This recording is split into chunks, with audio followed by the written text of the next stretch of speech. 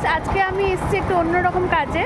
সেটা হচ্ছে আমার মেয়ের শ্যুট হয়, মানে আমার মেয়ে যেহেতু ইনফ্লুয়েন্সার, তো ও বিভিন্ন ধরনের শ্যুট করে, কখনো পার্লারে, তো কখনো বিউটি স্যালনে, তো কখনো বিভিন্ন জায়গায়, সব জায়গার মানে ফার্নিচারের দোকান থেকে শুরু করে এভরিথিং।